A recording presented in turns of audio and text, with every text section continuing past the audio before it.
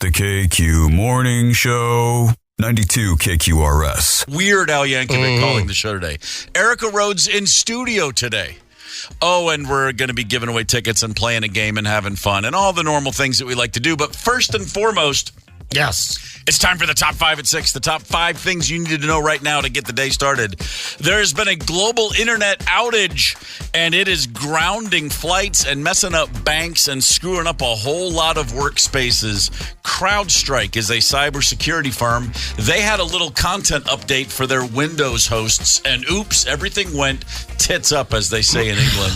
Is this the end? Is this the big one? Is this Armageddon that I've Delta, by the way, if you're heading to the airport right now, call ahead. Delta, United, American, Spirit, pretty much everybody not flying, as in national grounding of major airlines still in effect. This is a bit of a glitch, but CrowdStrike does want you to know they understand what the problem was. It was not a cyber attack. They've identified, isolated, and deployed a fix, but it ain't fixed yet. If you delay every flight in America by 1 minute, you're messing the whole weekend up. It's been a few hours. Boo-hoo. The bar opens in 2 hours. Saddle up. Exactly. Saddle up, cowpokes. Exactly. Get your drink bag on. Number 4 today. 6 Minneapolis beaches are closed to the public because, that's right, E. coli testing high in the water. Bidet-McCoska's North Beach, 32nd Street Beach, Thomas Beach, Lake Harriet's North and Southeast, as well as the, as I like to say, Hiawatha Beach. Yeah. All closed. Get out of the water, for God's sake. I wouldn't get in the water or one of those city frickin' cesspools. No way. Yeah, I'm kind of... Nokomis is great, and they're open.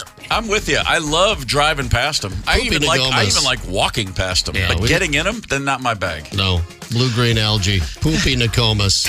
Oh. Poopy Nokomis. Nokomis. He was a mighty leader. Yeah, he was. Add that to the list of T-shirts we need to start. We need to get our own shirt thing going on the side. We got a lot of good catchphrases going on around here. Poopy Nokomis, top of the list. Number 3 on your top 5 at 6. Researchers have found an underground cave that would be an ideal base for explorers. Oh, wait, it's on the moon. No. I was about to get excited. Right near that old Sea of Tranquility, there is an ancient lava pit. Isn't also it described all ancient as, up there? Also described as an empty lava tube. Yeah. Okay, you lost me at lava tube. I was excited to go to the moon and live there and do some research until I was told it was a lava tube. Yeah. But scientists and smart guys are really excited. They're saying, no, we could put a base there and we could house people in that cave. I want to go live in the cave on the moon because, Yosemite's just getting old. All that beautiful, wonderful land we have here on Earth is just getting old. I want to live in a cave on the moon. We got E. coli at Lake Harriet beaches. But anyway, let's go to the moon. Number 2 on your top 5 and 6. Here's a pretty great one. Joe Mauer going into the Baseball Hall of Fame this weekend. Yeah. Well done, Joey baby. Mm-hmm. The 4th St. Paul product to enter Cooperstown. Mm-hmm. And they have those guys all come out here recently. All 4 of those guys come out and throw a first pitch. Thought I saw that in one of the local news. news. I saw that too. Winfield Molitor, Jack Morris. Pretty incredible to think that... excuse me, to think that St. Paul has 4 guys. Mobile, Alabama has 5 in the Hall of Fame. St. Paul with 4. The only other cities more, New York, L.A., San Francisco. All right. Phenomenal accomplishment for not just Joe Mauer, but again for this state, specifically that town's baseball system. And finally, here's your number 1 story of the morning. Damn it! Bob Newhart died yesterday. Oh, that sucks. Were you guys as shocked as I was that he was still alive? I went, what? I knew he was alive. I knew he was alive. I knew that because his wife died last year, and I was like, oh, man, poor Bob. Who the hell knew that? Did Bob Newhart's comedy and shtick ever get old? No. No, he was comfort food. No, I mean, it never changed, really, fundamentally, and it always worked. His first show, the Bob Newhart show, ran from 72 to 78. I can't believe it was only 6 years. I consider him the greatest American that ever lived. Well, then, by God, please accept my condolences, Brian. This is a tough day for you. It is. Bob Newhart, just as good as it got for as long as anybody has ever done it. So rest easy, Bob Newhart. My God, you were a funny man. How about this? Weird Al Yankovic calling this show later this morning. Erica Rhodes will be in studio later this morning. So I'm looking forward to both of those conversations. But right now, let's not look ahead, for crying out loud. Let's look back. Let's see. July 19th, 1996, which is shockingly 28 years ago. The whole world kind of freaked out at the same time during the Atlanta Olympic opening ceremonies when all of a sudden, out of nowhere, boom, there was Muhammad Ali holding the cauldron. An amazing moment at those opening ceremonies. Nobody would have imagined it. Nobody predicted he would be there. But there was Ali holding that flaming torch, transferring the fire. It was just an incredible. I mean, I remember I was backstage at a gig outside of Boston at Great Woods, and I kid you not, like I burst into tears. And now, granted, I was like tired and drunk and probably overly emotional as I was missing the opening ceremonies that were taking place a mile and a half from my house. But the point was, the emotion filled the whole room. Yeah. And it was just a really special minute there. Later that night, for the only time, so it was an Allman Brothers gig, right? We're all backstage, a bunch of people watching the opening ceremonies. First and only time I ever sat in with the Allman Brothers was that very night. Now that's cool. I got up on J-Mo's drum kit and we played Southbound. Connect with us on the KQ Talkin' text line. 651-989-ROCK. That's 651-989-ROCK. 92 KQRS. Big movie reviews, the latest news on rock stars, celebrities, and world-class athletes, and plenty of juicy love nuggets, too. We're heading west for Mike Evans' Hollywood Report on the KQ Morning Show. Hey, good morning, Minneapolis, St. Paul. It's me, Mike Evans, from Hollywood on Aloha Friday. And Movie Review Friday. Check it out. It was back in 1996. Helen Hunt and Bill Paxton starred in the original Twister.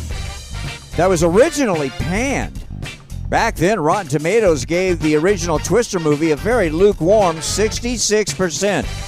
But the public loved it. It cost $92 million to make, and it made $494 million at the box office to date. And opening today, the new, the improved Twisters. The sequel cost $200 million, but it's going to blow away the $494 million that the original made. While there are no members of the original cast in the movie, Bill Paxton's son, James, does have a small part. The entire movie was filmed in Oklahoma, just like the original. And now the review. The effects are fabulous. I mean, fabulous. And there are some surprises that you won't see coming. But the acting and the plot itself, not really that great. But that doesn't make this movie any less spectacular. I loved it. Rated PG-13, 117 minutes long, 3 stars for Twisters. All right, hot scoop, family news. So Brad Pitt was raised in Springfield, Missouri, where my wife, Cheryl, of 30 years, is from.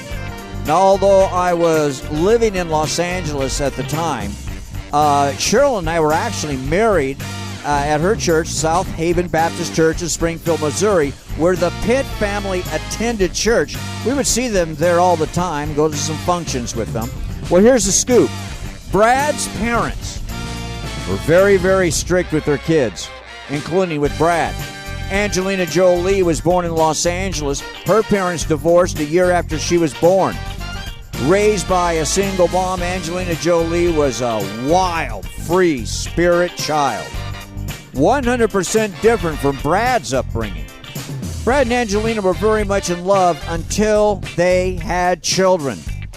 And then everything changed. Brad wanted to be very strict with the kids, while Angelina wanted the exact opposite with the kids. And that, my friends, is what ended their marriage. Thought you should know. Oh, and I know you Minnesota Viking fans are excited to hear this. Sports TV shorts, check it out. A week from Thursday, the first preseason NFL game. It's a Hall of Fame game. Houston Texans against the Chicago Bears, ABC, ESPN. I can't wait for football season. In fact, it makes me want to sing, it's Aloha Friday, no work till Monday. We're going to play today, Aloha Friday. Mealy, Kalicamaka, Howlimaka, Hiki Ho, Lily Yokalani, Lani Ani, okay, Ella Koo, and a cock and a hawk, and hooey, hooey, hooey, hooey, ho. Bye-bye. The Mike Evans Hollywood Report, weekdays on the KQ Morning Show. Zep, Tony, and Steve Gorman are the KQ Morning Show. 92 KQRS. I'm Steve Gorman. This is the KQ Morning Show. Good Friday morning. A very, very, very anything but good Friday morning for anybody traveling. If you have a flight today, you're probably not going to have a flight today. Thousands of delays and now cancellations starting. An IT meltdown has grounded pretty much every airline across not just America, but in many parts of the world today. It's an absolute mess. But, you know, it doesn't just take an IT meltdown to screw up people's flights. And every now and again, we just get a great moment of levity from others' pain and others' suffering. At the Burbank Airport in California, they call it the Hollywood Burbank Airport. There's two airports basically in Los Angeles. There's LAX, the ginormous airport, and then there's the little guy Burbank up in the valley. Yeah. No longer a greatly kept secret. Much easier in and out. Very, very stress-free travel situation. Normally, I've flown in and out of Burbank a million times. It's tiny. You walk in, there's never a long line. Everybody seems to be in a good mood. But a Spirit Airlines gate agent is now being, let's just call it, celebrated. She had a bit of a meltdown. So a flight had been delayed for 8 hours, and they're trying to get these people where they all want to go. And you can imagine the scene at the gate as the tension's building and mounting, and now you're talking about people for hours and hours. Yeah, but it is Spirit Airlines, so 8 hours late is about on time. It's exactly right. You do get what you pay for. And so this group of folks really starting to they're all at their wits' end. And a gate agent picks up the PA and she decides, I'm just going to try to get everyone's attention and see if I can't straighten this all out for everybody. She did not do that. Natasha, right now! You want to get on this flight or not? Yes, we do. All right. So everyone's going to shut up and we're going to say this once and we're only going to say it again because we're frustrated as hell. Please be quiet so I can think of what's going on. I don't even know what aircraft's here because everybody's screaming numbers. I don't know what I have. I'm going to be honest. I don't know what aircraft's sitting out there. I don't know what's going on. You guys won't give me a minute. Please give me a minute. What a soothing voice. That is not Amy Poehler in character. That is an actual person. That sounds like an Amy Poehler character. It does. In case you didn't catch all of that, because she starts off by screaming, "Can I have everybody's attention right now?" And you hear a customer. And you hear a customer go, "Go ahead, girl." Like they're just at first having fun. Now, do you want to get on this flight or not? Okay. Everyone's going to shut up, and we're going to say this once, and we're only going to say it again because we're all frustrated as hell. Please be quiet so I can think of what's going on. I mean, she's lost the plot. Yeah, the way you say it makes it no fun at all. I think every airline should have one. I don't know what this lady's name is, but she looks exactly like she sounds. I went and watched the video, and I went, oh, my God, that's perfect Hollywood casting right there. But I'd like more of her in society. Yes, we do. All right. So everyone's going to shut up, and we're going to say this once, and we're only going to say it again because we're frustrated as hell. Please be quiet so I can think of what's going on. I don't even know what aircraft's here because everybody's screaming numbers. I don't know what I have. I'm going to be honest. I don't know what aircraft's sitting out there. I don't know what's going on. You guys won't give me a minute. Please give me a minute. Every elementary school teacher I had. Right there. If Southwest is the Greyhound of the air, then Spirit is definitely the Trailways of the air. That's something that sounds like video from a bus station. And having spent a lot of time in bus stations, I know of what I speak. I wish you could just shut your big yapper. I'm not going to fly Spirit Airlines, but she makes me want to consider it. Everybody's attention right now! Well, the one thing you can do is just always get to the airport early and just cruise by the Spirit gauge just to see if anything's cooking. Yeah, maybe I'll just start hanging out there a little bit. Yeah, you're right. Instead of going to the bar, I'll just bring my buzz to the airport and then just hang out at the Spirit Airlines. The way it's going, I think it's only a matter of time until I see one of these events at an airport. I'm trying to think. I've never seen a fight at the gate. There was a fight last month in Baltimore. A guy at a Spirit flight in Baltimore at the airport, a dude punched a gate agent, and then 4 employees jumped this guy and beat him into just knocked the living daylights out of him. He literally threw a punch at a gate agent, and 4 Spirit Airlines guys just gave this dude a beating. I've never seen anything like this in an airport. I've seen a lot of drunk people making fools of themselves, but not like this. You just see, almost like I've seen overly friendly customers. Yeah. I've never seen anything like it. It's just a matter of time. One of these days, it'll be my day. I know with all the flying you've done, you'd think it is only, and we report on it so often, almost daily here, something's coming in where things are going sideways at an airport or on one of these flights. It's only a matter of time. I guess the wildest thing I probably ever saw, and it wasn't that wild. We're all sitting around at our gate waiting to get on our flight, and there's a lady taking up 3 seats over there. She's passed out, which, hey, no problem. Whatever. You want to sprawl out, and if you've got the room, why not? But she's a young lady, and she's passed out, and she suddenly sits up, and she has the oddest look on her face, and she's sweating, and I'm staring right at her, and then she just projectile vomited. Yeah, not she good. She barfed everywhere, and it smelled like vodka. Yeah, sure it did. I was like, oh, okay. That's a tough one. Yeah. That's She didn't make the flight. No, I would hope not. The definitely a good sign that this is not your day to travel is when you're covered in your own sick before the plane takes off. Just a quick tip for any potential travelers out there. A little hard right there. I did see a fight almost erupt on a flight. A fight on a flight. 2 English gentlemen. This was a Atlanta to London, so a long flight, international flight.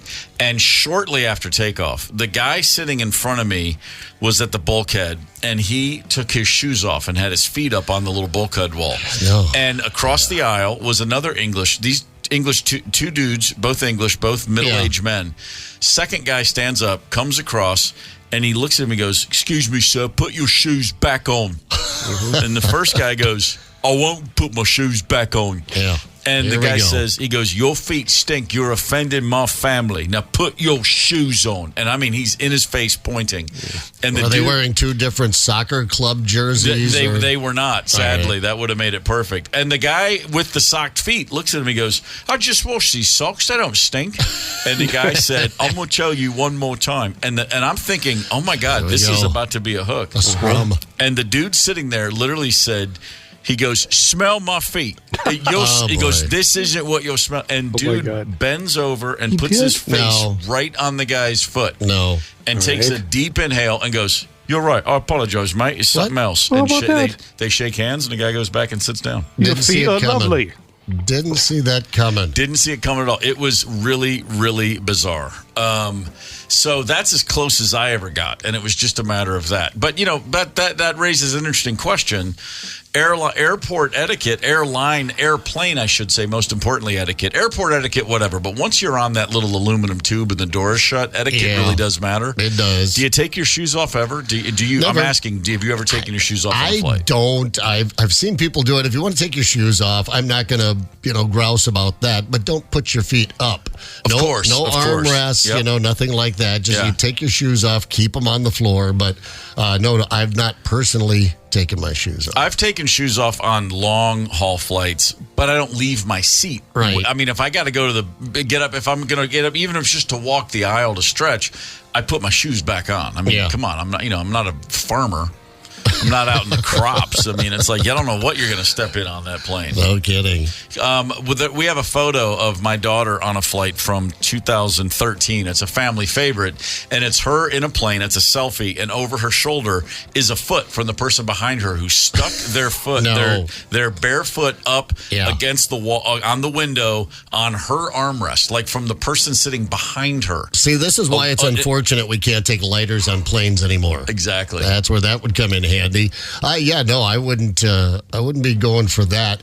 Although kids, you did mention your daughter who did not do that. But if a kid takes their shoes off and puts their feet up, that's one thing. Just don't be punching the seat behind you. I've had that happen. Yeah. Where they like to get their feet up on the seat there a little bit. But no feet up, no bare feet up. Keep them down. Very important. The other thing, I've had this happen. I have been on a flight where a person was applying like nail polish or nail polish remover, something that just that's the worst. really strong smell. Yeah, it is. She was just giving her nails a work over on a flight, and that was one of the weird ones. I just looked at her like, you honestly, what lack of self-awareness are you operating with? Where's turbulence when you need it? It just stunk the whole plane to high heaven. No one else seemed to even know. Because you look around and go, is it just me? And no one else is doing that neck thing to kind of crane their neck to just go, like this silent. I was amazed. She just kept going for it. I have been awakened on a long flight by someone laughing at the movie so hard they woke me up, like laughing out loud as if they were at a comedy show. You're not. And don't. Yeah, you're watching it by yourself. Yeah, it was a full-on middle-aged like businessman. And you know what he was laughing at? You know what he could not control? Spasmodic, open-mouth laughter at? Mr. Bean, which is kind of funny and charming, but it's I've got to be in one a of those certain laughs. mood. Yeah, exactly. Yeah, you might go, Oh, that's funny. I didn't know he was going to act weird here. Like it's just the great Rowan Atkinson being bizarre. Slapstick. And 30 seconds in, you get it. This guy was laughing with every twist and turn. Like he had just gotten out of prison. I hear a cry for help. If he's a businessman, he's a frequent traveler. I think he's coming a little unwound. Have you ever been on a plane and the person in front of you has very long hair and it's over their seat? Yes. Talk about that when you need a lighter. Yeah. You just want to go like that. Yeah. Just give it a little tug. Yeah. You mentioned this when you're in the military, you got your big rucksack. You learn to walk with it in front of you. Yeah, I tell you, when you're getting on it's we took commercial flights as well sometimes, and we're on commercial airlines. Yeah, and you don't take a rucksack on a commercial flight, but I mean we were on an airliner or anything. Yeah. Yeah, but your little backpack, your rucksack there. Yeah, you pull it in front of you. You put it right there in front of you. I think that's one thing. Flight attendants it's not an enviable gig. I get it. You're dealing with people all day long, and there's a lot of tension, a lot of stress, and you got a lot of things. And ultimately, you're there for safety. Blah blah blah. I give flight attendants a wide berth. I just don't want to make anything worse in their day. But the one thing they could do is, as everybody's boarding a flight, if they just simply said, "Put that bag in front of you. Put that bag in front of you," as you walk down the aisle. Yep. Because I always take an aisle seat. I just like to have the ability to have a little bit of leg room. And I just get slammed with backpacks constantly because nobody has any clue how big they are. But most people getting on a plane with a backpack, it's like they drive a Prius and then all of a sudden they're an SUV and they haven't made the adjustment. Yeah. It's like you're just smacking people the whole way up and down the aisle. It's amazing. Constantly. And then they get that. I had a lady just cream me recently, and I push back hard, because I'm just sitting there minding I think I was looking at my phone, obviously, just checked out, and whammo, right in the side of my face. She has a very large backpack on, and she's turned to get in her seat, which is the aisle across from me, and just wacko right in the head. And I gave her a fairly decent shove. I shoved the backpack away from my face, and then she stumbled and turned around and apologized profusely, and I felt like the jerk and got a couple of dirty looks. Yeah. I'm like, did you miss the part where she whacked me in the face with that damn self-awareness, boys and girls? The other thing on my last flight I experienced is, why are you rolling your bag down the aisle? I mean, it's, just pick up your bag and walk down the aisle. Whack, whack. Because those bags don't track perfectly, and it's hitting that seat, and then that seat, and then that seat, and they back it up, and they try it again. I'm like, just pick up the frickin' bag. It shouldn't be that tough. Boys and girls. Telling you right now. I remember very clearly the first time I ever heard the words Weird Al Yankovic. I was listening to the Dr. Demento radio show. Yeah. And I heard Weird Al Yankovic's My Bologna. It's the first time I ever heard, and it was a solo performance, a guy in an accordion parodying My Sharona by the Knack, and I stared at the radio thinking, this is the funniest thing I've ever heard in my life. And if you had told me on that day, Steve, you're going to get a record deal one day and you're going to be in a band, and one day that kid playing accordion is going to direct one of your videos, I would have gone, huh? But that's exactly what happened. And Weird Al Yankovic, for the record, has a new record out, and he will be calling us in just a few minutes. Weird Al, hang tight. Connect with us on the KQ Talk and Text line. 651-989-ROCK. That's 651-989-ROCK. 92 KQRS.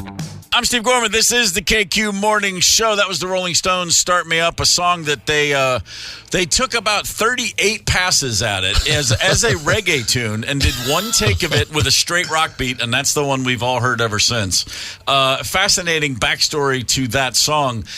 Speaking of fascinating backstories, Weird Al Yankovic's whole career to me is a fascinating backstory. One thing after another. And Weird Al Yankovic, I'm thrilled to say, is on the horn with us right now. Good morning, Al.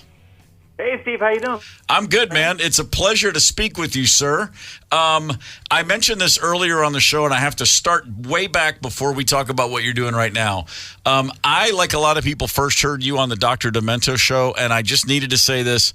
When I first heard My Bologna and you yell out, hit it, before the solo to yourself, when the singer asks himself to hit it on an accordion, I fell off my bed laughing. I was probably 13 years old, and that was the funniest thing I'd ever heard in my life.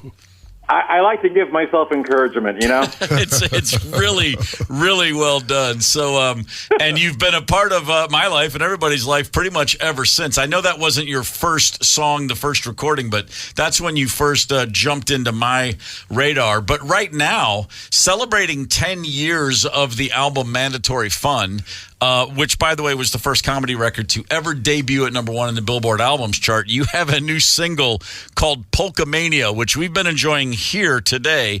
And you figured, I guess, screw it, I'm not going to parody one song. I'm going to do a medley of some of the biggest hits of the last 10 years. Very well done, sir. This is quite the list. Adele, Ariana Grande, Billie Eilish, Cardi B, the list goes on. I would imagine it was not an easy thing to try to bend all of these songs into one tight 4-minute package.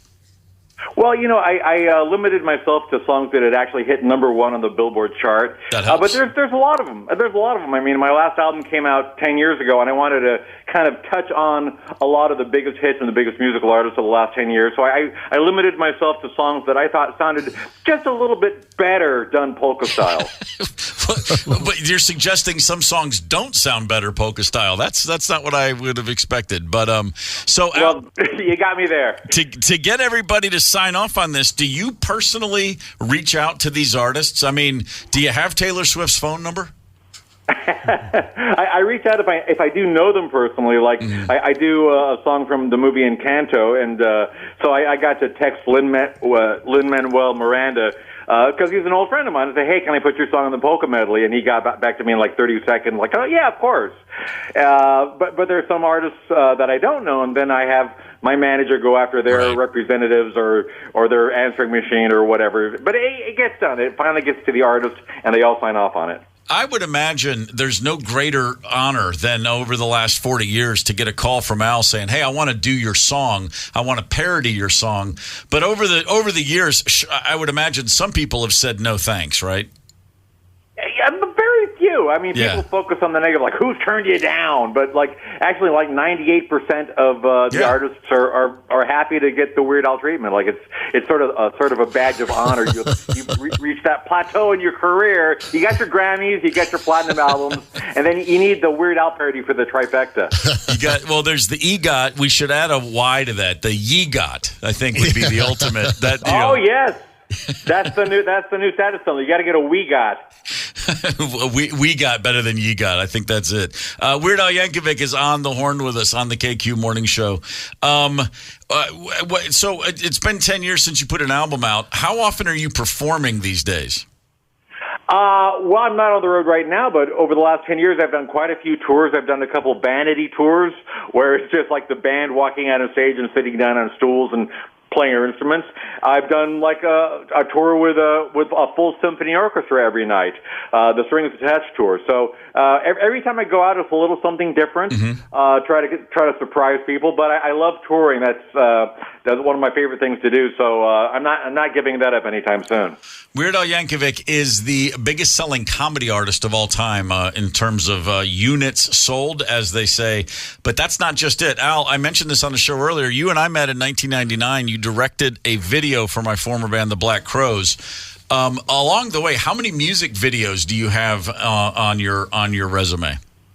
I haven't been directing music videos in a while. You caught me during a stretch in the 90s where I was trying to be a director. So I did Black Crowes and Hanson and Jeff Foxworthy, John Spencer Blues Explosion. I still direct my own videos, of course. But yeah, that was fun to do. It was nice to be able to hang with the Black Crowes for a day and put something out. One of the few people who would say that for that era. That's nice. You're a pro's pro, Weird Al Yankovic, right there.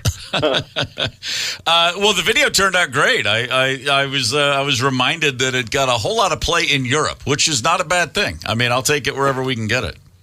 Sure, why not? Absolutely. So back to the new song Polka Mania. There's a video which we saw today. The video again. It's not a parody song. It's a polka version. It's a medley of a whole bunch of number ones over the last 10 years with literally the biggest artists in pop music. It's absolutely fantastic. What now? This is just coming out this week. Will there be some tour dates in the future? Are you going to have another? What's the next single? Is there an album on this, or is this just a one-shot thing? This is a one shot. I'm not doing conventional albums anymore. I just put out stuff just kind of whenever I feel like it. There will be a tour at some point. We're discussing it, and there's nothing concrete yet, nothing I can really promote or talk about. But let's say sometime in the future, there will be another Weird Al tour. That's one of the reasons I did the song, because I want to have new material to be able to play on the road. Al, we're talking today on the show. There's just a whole bunch of weird travel stories out there and a bunch of bizarre things happening. And I'm just picturing you on the road, you going, can you go anywhere? I mean, you're one of the more recognizable pop culture figures of the last 40 years. Yeah, I don't mind being recognized. People are generally pretty cool. Yeah. As I'm at a nice level of fame where I get to I get recognized at the fast food place. But I don't have people going through my garbage at night. So it's a nice middle ground. That's the line you want to be on right there. Weird Al Yankovic, I know you're a very busy man. Thanks so much for taking the time.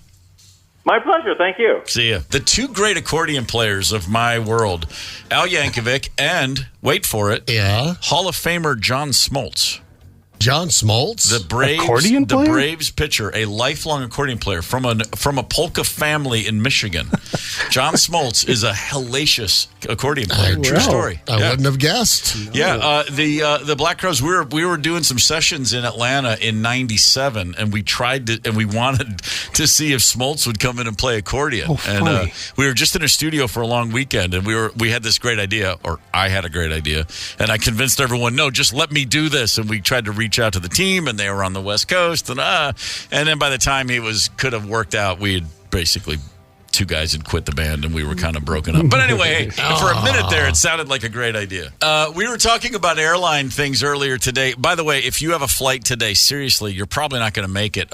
Airlines, as far as I know, unless there's been an update, still all grounded. There's an IT update, weird. All I know is it was cyber. It wasn't cyber crime. It wasn't an attack, but something screwed up basically all the airlines across the planet today. So sorry to let you know if you're just waking up and turning on the radio. You're going to be delayed at best, if not fully canceled today. But if you do get on a plane today, good news. You can bring eggs. You can carry eggs on a plane. Eggs? Yeah, if you want some eggs, bring them. Like an egg sandwich? Just some straight up eggs. You can bring fresh eggs on a plane. You can also bring live fish transported in water. You know how they have like liquid, like it's got to be 3 ounces or less or whatever it is. But if if you got live fish in water, they'll let you bring that on. Okay. The other goldfish in the bag, I suppose. Goldfish in the bag, they're going to let you go. Is that your emotional support goldfish? It could be freezer or ice packs for medically necessary items. If you can freeze things and bring that on the plane as well, which will eventually become liquid. But if it's frozen at TSA, they're going to let you go through. Apparently. Not invasive species. But so there are certain things because you let's say you're someone who likes to stay hydrated. Okay, let's say you're someone who really, really, really wants to bring water on your flight. You can't bring a bottle of water on a plane, can you? Unless it's tiny, unless it's 3 ounces or less. Well, you can't get it through security. That's what I mean. You could buy it before. You can buy it before, but you can't bring it from home. Yeah. You can't bring it in your carry-on. So let's say you're someone who is thinking about your hydration. You do want to bring your own. You don't want to buy it at the airport. What do? Well, we've got a guy, a nutrition influencer, a social media maven who has come up with a perfect solution, something you may want to consider. Yeah, that's right. Just bring some whole coconuts on the plane with you. What? You can't bring coconuts on a plane. Sure you can. They're easy to get into. We've got bash somebody over the head with it. Or I hear there's a soft spot in a coconut. We've got this guy. You've got it right over there. Let's hear what he has to say about this. Right. You can bring coconuts on the airplane. So I don't like to drink water in airports. You can't get water through security. But you can bring coconut water on the airplane in a coconut. Coconut water is a great source of magnesium, manganese, all kinds of good stuff. So I got about 10 coconuts in there that I'm going to have to drink on this plane. All right. You're kooky. Okay, I'm going to add, don't take your shoes off and put your feet up. That's a pet peeve. Yeah. And don't be sitting there trying to drink out of a freaking coconut. The dude in the middle seat who's taking your, okay, fine, you're in the middle. I'll let you have the armrest. But if you start trying to crack a coconut on that plane, man, I'm throwing some elbows. No, unless it's a pina colada or a coconut bra might be nice. Also, by the way, if you use the word magnesium as justification for bringing your coconuts on the plane, you've lost the fight. Yeah. You don't need to go to the mineral richness. Just say I like coconut water, or more honestly, just say I'm kind of a jerk. Yeah. just call it what it is. Of a D-bag. And he's got, I'm looking at the video now, he has Tupperware with his carrots and celery in there. Yeah, of course. Yes. You're Mr. Net. He wants everyone to know that I'm living better than you are. I'm healthier than you are. I've got a bag full of coconuts on a plane. You are a coconut. Put down those potato chips and just salt up a stick of celery. It gives you the crunch you want and that salt you're looking for. Yeah, I'm sure it does. And it works once. And then the next day, it's like, sorry, hand me the chips. Yeah, because he's not doing it to be healthy. He wants to be seen drinking coconut. Oh, with this? A coconut? Yeah, it is a coconut. It's extremely healthy. A great source of magnesium. I would imagine that the guy who brings coconuts on a plane, if you followed him, he'd find that one smoker's lounge still in the airport somewhere. Yeah. He's also just burning lung darts. You got to balance that stuff out. But they're herbal, and he rolls them himself. Well, of course, yeah. I mean, he's not trying to kill himself quickly. Right. So Weird Al Yankovic on a flight. If I got on a plane and saw Weird Al, I'd be like, think about that. You'd just be like, hey, man. You'd light up. You'd say hi, and you'd keep going. Yeah, you ever seen a celebrity, a famous person on a plane? I have seen a couple of celebrities on a plane. For some reason, John Randall just popped into my head. I saw John Randall not that long ago on a plane, one of our Minnesota Vikings. And mostly sports guys. Mike Eruzione. No, not... I said that wrong, didn't I? No, Eruzione. Yeah, that's right. Yeah, the guy that scored the miracle goal. Yeah. I saw him at an airport. He was at the gate. Yeah. Tony? Charles Barkley. Oh, that's a good one. Not long ago. That's cool. In his sweatsuit. Yeah, I think, is his name Wayne Knight? He played Newman on Seinfeld. Wayne Knight, sure. Yeah. And he had dropped like 80 pounds. Oh, yeah, okay. I've seen. He was like a skinny Newman. It was weird. I had the weirdest celeb famous thing on a flight. I got on a flight from Charleston to Atlanta, which is a really short flight, South Carolina to Georgia. 2000, in the year 2000, it was spring of 2000. Sorry. I get on a plane. I'm sitting in my seat, and I hear this voice, and I'm like, I totally know that voice. Who is it? And I do what I do. It's just I sit down on my seat and I immediately close my eyes. It's a morning flight. I'm going to try to be asleep before takeoff. But then I hear this voice from the other side of the aisle.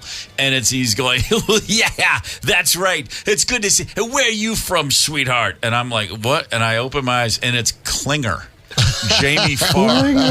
All right. And it's like a smaller plane. What kind of dress was he wearing? He was not in drag, sadly, but he was in like the third row of the plane, and every single person that boarded as they do, would look over and see him, and they would every single person did the, hey, and every time he'd go, hello, how are you? Good to see you. Hello. He was like the Walmart greeter of the flight. Loving it. And much like his character Klinger, Jamie Farr, I swear to you, I heard him say the word Toledo 11 times. Oh, yeah. Well, you see, because I'm from Toledo. And he would look around like, because everybody knows me, right? Oh, man. That's probably why he flies. He didn't have anywhere to go. He just jumps on a flight for attention occasionally. I saw Penn and Teller on a flight from Minneapolis to Las Vegas. Really? They do their show out there. Yeah, exactly. And everybody was doing the same thing, and Teller never broke character. He just sat there with that shat-eaten grin on his face. Yeah, what a great thing to come up with, which is I'll be really famous and I'll never speak ever to anyone ever. And then you just that's your excuse, and no one will ever get mad at him for not saying a word. It seemed like Penn was getting a little chippy after a while because they were in first class. Yeah, the entire plane is passing them, and Teller just sitting there with a big grin. I was at a urinal next to Penn one time, and he had a necklace of human teeth. Yeah, of course he did. I thought you were going to say a necklace of human something else at the urinal. Well, I'll be honest. That's where my head. I was relieved to hear you say teeth. Hey, the Foo Fighters are here a week from Sunday, and by here I mean at Target Field. They're going to play loud. They're going to play long. That's a band that, to their credit, they don't really mind going over curfew. No, they will dip into the till to keep you happy. If they got to play past 11, they'll play past 11. They're going to be doing just that a week from Sunday at Target Field. And you know what? Why don't we give away some tickets? All right, Steve. To see the Foo Fighters. I love it. We'll take a couple of callers right now. 651-989-ROCK. This morning we're playing Little Kid or Drunk Adult for those tickets for the Foo Fighters. Prize provided by Live Nation. And no empty hands today. Our runner-up, a 4-pack of tickets to the Anoka County Fair. That's happening July 23rd through the 28th. Thank you to the Anoka County Fair. 651-989-ROCK. Dial up. Good luck. And hang tight. It's the KQ Morning Show, 92 KQRS. Zep, Tony, and Steve Gorman are the KQ Morning Show, 92 KQRS. Woo! I'm Steve Gorman. This is the KQ Morning Show. It's Friday, July 19th. The weekend is upon us. Next weekend, the Foo Fighters, who we just heard from, will be at Target Field Sunday night.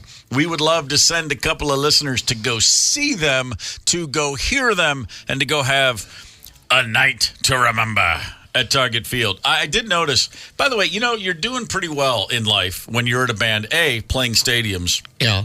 And B, when your merch stands open the day before the show. Really? They have on their announcements, they're like, you can go, merch stand opens Saturday 10 to 6. Really? The show is Sunday night. So you can go to Target Field on Saturday, get that merch out of the way so you can actually wear it to the show. Well, getting merch the day of the show, it's been a while since I've tried that. Actually, every time I go with my daughters, they want to get some merch. Mm-hmm. I'm like, no merch. It's always the line. And it's always after the show. Hey, let's get some merch after the show. No, that's what? That would be the worst time to get the merch. We're going to be here till 2 o'clock in the morning. Yeah. Well, that's how that works. All right. Well, if you're needing some tickets to see Foo Fighters next Sunday, maybe you're on hold with us right now. And if you are, you're about to play a game that we love. Yay. Oh, it's always a good one. We know what this is. Oh, yeah. We play a clip, and you got to tell us, is this a story about a little kid or a drunk adult? Mm-hmm. We've all been both. Some of us have been drunk kids. Some of us have been little adults. Yeah. You just never know. Recently. Who is contestant number 1 today? A guy with a really ridiculous first name of Steve. I don't trust him. Steve, where are you from, Steve? Bloomington. Bloomington works. Are you a fan of the Foo Fighters, my friend? You bet. All right, I do bet, and I bet you are. Let's do it. It's time to play Little Kid or Drunk Adult. You know what we're doing here, right, Steve? Yes. Right on. Good luck, sir. All right, Steve. First up, we have Herb here with a scenario for you. I accidentally kicked my grandma in the crotch. Ooh, Herb accidentally kicked Granny in the crotch. Oh, I hope it's... He crotched Granny. Yeah. Was he a little kid, Steve, or was he a drunk adult?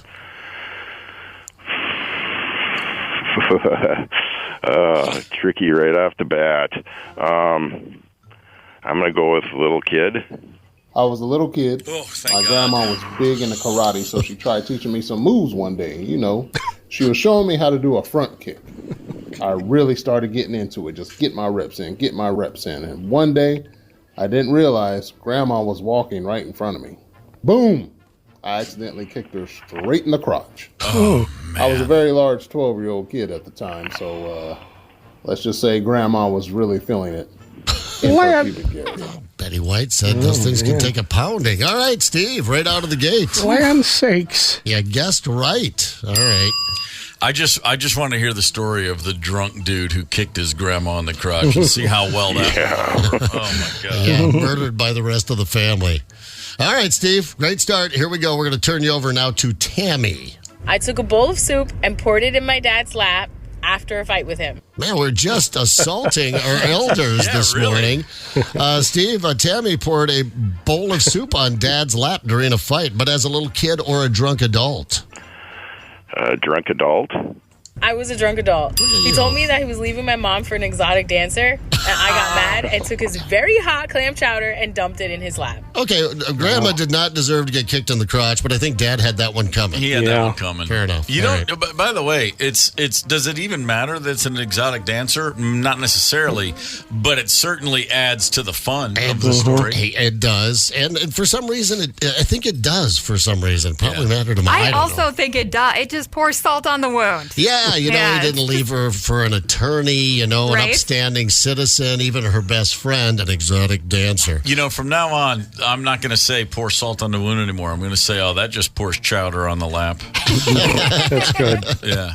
Look at you, Steve, 2 for 2. I mean, you could check out right now and probably win this game, but let's try and get the rare 3 for 3 if you can here, buddy. This is Taryn.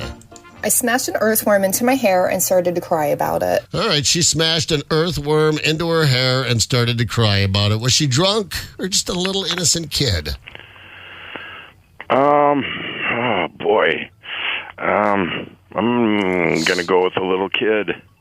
I was a little kid. In third grade, this boy, Chris, who I had a crush on, threw an earthworm into my hair during recess. All of my girlfriends started screaming, so I hysterically started to grab at my hair while accidentally smashing the worm. And Chris didn't get in trouble because I ain't no rat. Oh, wow. That's I ain't tough no right snitch. There. No. Steve, I got to tell you, this is the white buffalo of the KQ Morning Show. 3 for 3 on little kid or drunk adult is almost unheard of. Very well done, sir. Yeah, you got some bragging to do today, buddy. Man. You better be texting all your friends now. All right, Steve, hang out. You could not have done better, sir. Tony, who is contestant number 2? Up next is our buddy Michael from Hastings. Michael, good morning. Good morning. How are you? We're great, thank you. You a Foo Fighters fan? Absolutely, I am. Excellent. Little kid or drunk adult, you know what we're doing here, right? I sure do. All right. Well, Steve went 3 for 3, which is really an extraordinarily rare accomplishment. So you got your work cut out for you, brother. Good luck. All right, Michael. I don't think we've ever had a tie 3 for 3, 3 for 3. Wouldn't that be something this morning? No pressure, Michael. All right, here we go. Karen. I called 911 because my pizza from Little Caesars never came. Oh, pizza never came from Little Caesars, so she called 911. That's not too outrageous, but was she a little kid or a drunk adult? I'm going to go with a drunk adult. I was a little kid. I thought 911 could help me when Little Caesars failed to deliver my pizza. So my mom was working, and it was in the summertime, so I had to feed myself. And when Cops came to my house, they yelled at me and said I was stupid for doing what I did. And I didn't even get my pizza. Oh, no pizza Well, Michael, you get to go to the Anoka County Fair and take 3 friends, but let's play this out just for entertainment I'll purposes. just say this, for what it's worth, Michael. I full-on assume that was drunk adult as well. Me too. Yeah, the Man. Little Caesar. That was a tough one, yeah. All right, Michael, here's number 2. All right, this is Weston. I tried blowing up my neighbor's kumquat tree with fireworks. Oh, well, that's fun. You got the word kumquat in there this morning. He tried to blow up his neighbor's kumquat tree, answering the question, do kumquats grow on trees, with fireworks. Was he a little kid or a drunk adult? Michael? I'm going to go with a drunk adult. I was a drunk adult. Yeah, sure. It was the 4th of July, and my neighbor called my wife fat after a dispute about parking in our driveway. So I decided to try and blow up one of his kumquat trees with some fireworks. Yeah. It did not work, and I got arrested. Well, I mean, you're standing up for your wife. No one's going to fault you for that. Something tells me you were not the only guy drinking that night. No, I don't think so. Michael, you ever had a kumquat? I don't think I ever have. I don't think I ever have either. We've got something to do this weekend. All right, here you go. One more for you, Michael. This is Nicole. I got caught by the water police going number 2 off a boat. Okay, so the water cops caught her going number 2 off the boat, dropping one into the lake there. Wow. Was she a little kid or a drunk adult? Wow, that's really tough. I'm going to go with little kid. I was a drunk adult. I had to go number 2 really bad, but one of my friends was seasick, throwing up in the only bathroom. So I dropped my pants and went poo off the side of the boat. We were at Peanut Island, and unfortunately the water police saw what I was doing and arrested me for public intoxication and indecent exposure. Oh. That's an arrestable offense? I wouldn't think so. But there you have it. I guess no pooping off the boat. Yeah. Public indecency. Where's Peanut Island? Peanut Island is in Florida. Okay, that's down in Florida. It's in Palm Beach County. I would have thought the word that came to mind when I heard that was simply Ozarks. I just thought that's straight up Missouri lake life right there. But no, I thought Lake Minnetonka. Okay, it's Big Island out there. Yeah. A couple of sexy gals, they'll vomit and poo. And I had a buddy that did the old jump into the water to go to the bathroom, and he had to drop the log, and he warned everybody. And someone came swimming up behind, and the log floated right up and bumped them in the chin. Yeah. Oh my God. Yeah, turned to the chin. Yeah. That happened in Lake Minnetonka. Where's your camera? Yeah, so much for the purifying waters of Lake Minnetonka. Jeez, he was topless. Michael, you went 1 for 3, but brother, that was a difficult 3. Yeah. And as our runner-up today, you do have a 4-pack of tickets to the Anoka County Fair, July 23rd through the 28th. Enjoy that. Steve, our big winner, not only do you get the Foo Fighter tickets, you get to say, I went 3 for 3 on Little Kid or Drunk Adult. Very, very hard to do. Congratulations, sir. All right, thanks. You got it. It's like a hole-in-one. I think he owes everyone a drink. Yeah, I think so. Man. In the clubhouse there. That's how you get her done. But it's really just flipping the coin there. It could go Michael's way very easily, you know. Oh, yeah. No, I could see all of those being going opposite that.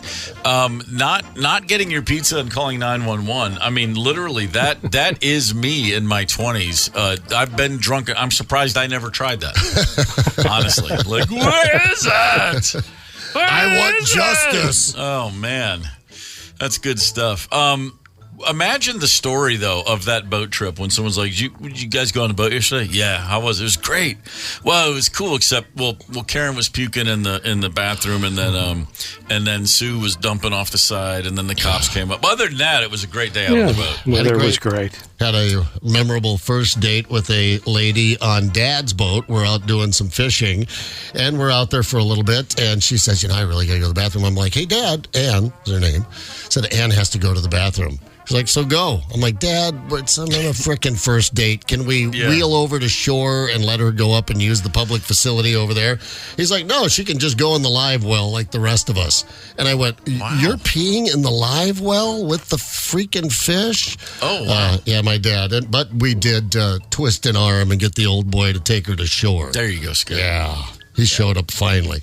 No, could you, Ann, do you mind just squatting there over the live well in front of my dad? Good God. Bobby Keys, who is a legendary saxophonist, the guy with the Rolling Stones for years and years and years, who played with everybody. He's been on countless albums, one of the great rock and roll saxophonists of all time, a Nashville resident, and so a bunch of us put a band together for Bobby back in 2012 or 2011.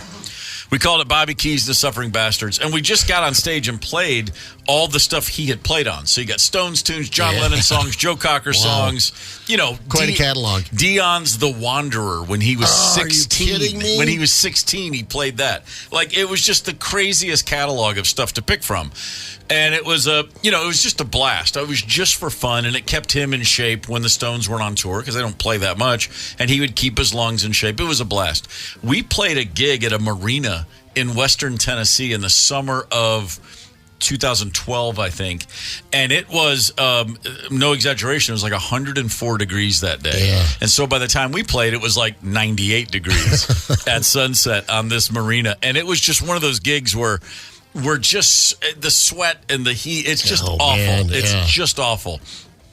But we're having a good time, and right before we started our set, though, this boat pulled up to this boat comes in, and he's like docking, and we watch like literally 11 people get off a boat as the sun is going down over the thing, and the boat pulled in nice and fine. No, you had no idea, like no trouble or anything. Okay, everybody that got off that boat was this drunk. It was like that drunk. And there's a band playing, and they're just coming off one after the other, and they're literally falling as they're just trying to walk up the pier, the dock thing. People they're falling into each other, they're bumping. One guy does just look right over the side and hurl right into the water. And we're just watching all this, and we delayed the start of the show for like 5 minutes just because we were all enjoying watching this cavalcade. We're right with you. Yeah, it was like, sorry folks, but this is way better than anything we're about to perform for you. I love it. And they were you could just tell, like they'd been on the hottest day of the summer. They're just a little overserved, such a throw mess. some waves in there. And we would always be like the drunkest boat ever. Like, and that's a hard thing to be. I've never seen anything like it in my entire life. Impressive. Absolutely beautiful. And I'm sure that some of those guys the next day were like, well, there was a band, and they're laughing at us, and the guy's saxophone, and he's old guy. I mean, who knows what their memories of that day were. It's pretty fantastic. If you have a flight today, you're probably not going to get on that plane.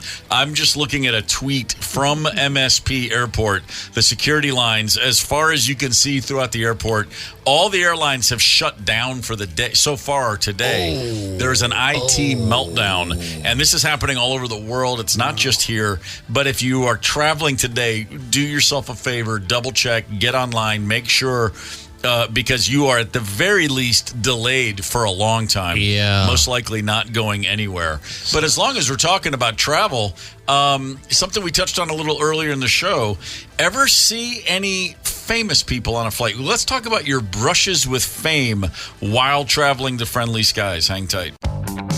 Connect with us on the KQ Talk and Text line. 651-989-ROCK. That's 651-989-ROCK. 92 KQRS. I'm Steve Gorman. This is the KQ Morning Show, Friday, July the 19th. Good morning. About an hour from right now, Erica Rhodes will be in studio with us. She's at Acme all weekend. She's a very funny woman, and I look forward to talking with her.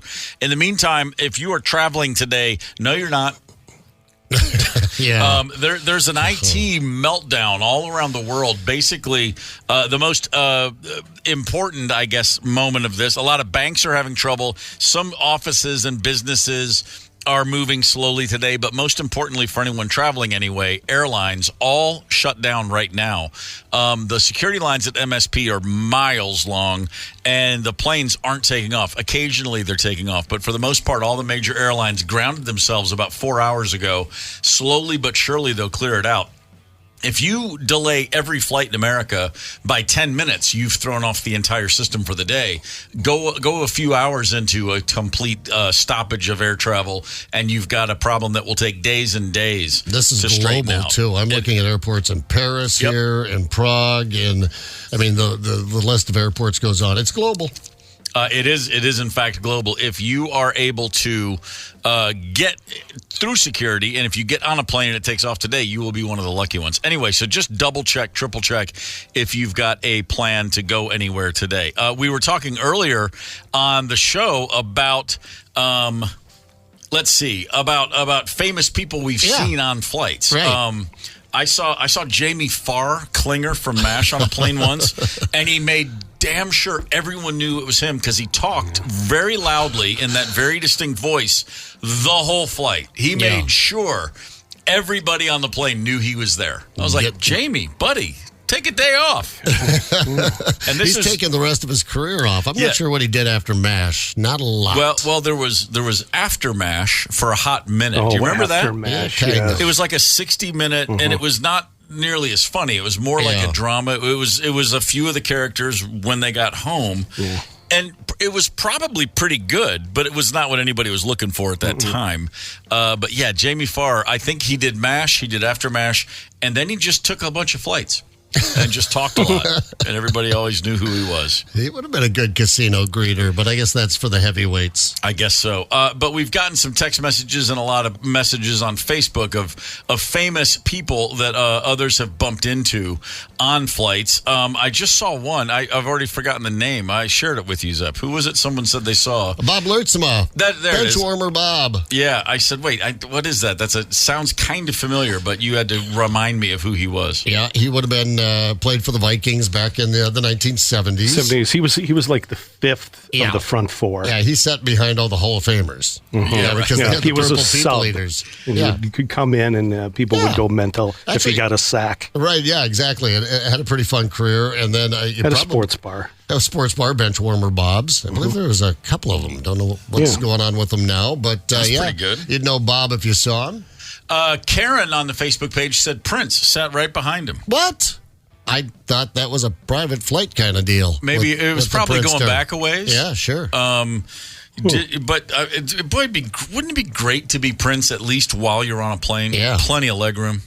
You can just curl up, pull your feet up on the seat in front of you. Yeah. You could put your seat all the way back in front of Prince. You could. No, he's not gonna be a problem at all. No. Vicky with the post of the day, not on a plane, but my mom did play Texas Hold'em with Red Fox. I mean, I'm sorry. You big dummy. Let's take a minute and just picture playing poker with Red Fox. Is there anything that could be possibly more fun than that? Just start telling stories, Red. Another comment. Not me. A friend of mine was coming back from a trip to Asia, coming through LAX. They went through customs behind James Bond himself, Sean Connery. Ooh. That was on the Facebook page. And then I believe someone else shared that same exact story as a text. Said friend of mine and his family from Cambodia coming through right behind. So that story got around. You see Sean Connery at the airport, you're going to tell people. Oh, hell yeah. That's about as good as that one gets. Did you ever hear the story of Roger Moore when he died a few years ago? A TV producer in England wrote a post about Roger Moore, and it was one of my favorite things I ever read. And I'm not going to read the whole thing. I'll just give you the cliff notes. This guy wrote, I was 7 years old in 1983. In the days before first-class lounges, he's at an airport in France, Nice, with his grandfather. And he looks over and he sees Roger Moore at his gate. This is a 7-year-old kid. And he's like, Granddad, that's James Bond. Oh, my God. And he's 7, so he doesn't understand it's an actor. It's like, that's James Bond. And he walks over and he gives him a piece of paper with a pen and says, can you sign this, please? And he writes Roger Moore. And the kid looks at it and he's like, that doesn't say James Bond. And he's just devastated. He's crushed. And so the grandfather walks back over to Roger Moore and says, my grandson, he got your autograph. He says you didn't sign the right name.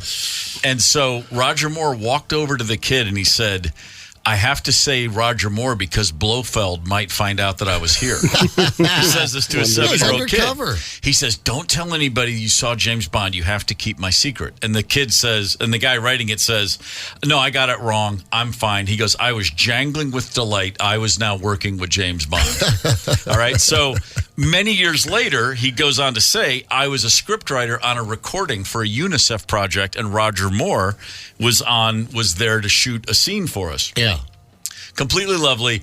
In passing, I told him the story. When I was 7, I met you at the Nice airport. He told him the whole story, and he said, well, I don't remember, but I'm sure glad you got to meet James Bond. And they had a nice moment. Sweet. And he says, after filming, he walked past me in the corridor, heading out to his car. But as we got level in the hallway, he paused, looked both ways, raised an eyebrow, and said, of course I remember our meeting in Nice, but I didn't say anything in there because those cameramen, any one of them could be working for Blofeld. Very nice. And the guy writes, I was as delighted at 30 as I had been at 7. What a great guy. Oh, cool. That's the best story what ever. A fantastic full circle story that is. I've heard stories that he is the consummate gentleman, always was, and we did interview him a little bit late in his career, and he was it was a slower interview, but he couldn't have been more of a gentleman, more gracious, and if I could talk like anyone, I want to talk like Roger Moore. Sure. Perfect English with that perfect baritone. We have another text. 651-989-ROCK is the KQ Talking text line. Husband almost got hit by a Jeep Wagoneer in Las Vegas crossing the street. Driving it, Red Fox. So playing Texas Hold'em and running people down in a Jeep Wagoneer. That is fantastic. That is fantastic. Man, that's as good as it gets. Also, here's another great, this is, again, not on a flight, but not on a plane, but I did help Evel Knievel at Kohl's in Maple Grove. Oh, that's fantastic. That's cool. Was he shopping for khakis? Yeah, he's looking for a new cape, man. Got to spend that Kohl's cash. And get some Dockers. You guys got any of those Evel Knievel stunt bikes anymore in the back? Wind them up. Those things are cool, man. I never saved one. Sure could use one. Knievel had that cane. One thing I have not mentioned, Southwest is unaffected by this meltdown. Oh, really? They must not use Microsoft. I guess they don't. So I was reading a little bit more about it, too. Apparently, this is a Microsoft software, something or other. Meltdown of some sort. So, yeah, I guess is Southwest a Mac airline? Must I don't be. know. They're getting out of it. Here's a text. Met Jimmy Buffett at the Bowling Green, Kentucky airport. First things first. I was in Bowling Green for 3 years in college. Yeah. My brothers lived there since 1981. Airport. Yeah. In Bowling, they do have one. It's a tiny little strip. I mean, it's always that thing. If you see a plane in Bowling Green, you're like, it's either, someone got lost. Yeah. Or it's a little tiny Piper Cub or something. Yeah. Every now and again, you'll see like a Learjet, and the joke's always, who's in the wrong town? Yeah. They thought this was somewhere else. All right, so now I'm remembering, I too saw Jimmy Buffett at the airport in Tampa Bay back in early 90s, I suppose. Oh. Ran into him, so yeah. Wow, here's a text. Best airplane meet, Bob Newhart and Joe Walsh. Shush. Oh, that's cool. That's a couple of good flights. On the same day, but probably at different days. They probably weren't hanging together, Bob Newhart and Joe Walsh. Wouldn't that be great if they were, though? Yeah. Yeah. I'd love to hear Newman. Could happen. Newhart could have done a whole bit on the Eagles. That would have been pretty good. A little deadpan delivery wearing that sweater talking about, so the cocaine dealers came into the studio. And, just Bob Newhart talking about all the drug use of those guys. Giving him that look, that deadpan stare. So it's not all fun and games, and it's not all famous people having fun at airports. Burbank Airport in Los Angeles. The second, Los Angeles has LAX, the giant international airport. Countless runways. It's as busy as any airport in the world. It's huge. They also have Burbank Airport, which is much smaller and, generally speaking, a way easier in and out. If you can fly into Burbank, trust me, you want to do that. We do have an issue at the Burbank Airport, however. A Spirit Airlines gate agent, after an 8-hour delay, was trying to get control of the situation. Some passengers very impatient, little tension building. It's going off the rails. She grabs the PA and tries to soothe the frayed nerves of the Spirit passengers. Didn't quite go according to plan. Everybody's attention right now! Y'all want to get on this flight or not? Yes, we do. All right. So everyone's going to shut up, and we're going to say this once, and we're only going to say it again,